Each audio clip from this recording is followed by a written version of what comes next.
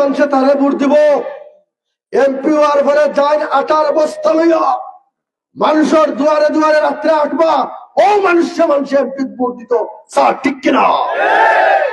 MP মানে servant of Republican. আমাদের সাংবিধানিক অধিকার হচ্ছে এমপির দায়িত্ব হচ্ছে জনগণের চাকর, উনি জনগণের খাদেম।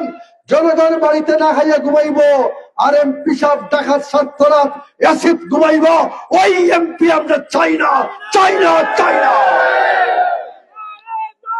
কথা দেখো এমপি সাহেব, ওইটা কথা দেখো, খালি ব্রিজ কালভার্টের এমপি নয়, পেটো নাই খালি আগুন জ্বলে, মানুষের পয়েন্টের এত খাম নাই, বেকারত্ব।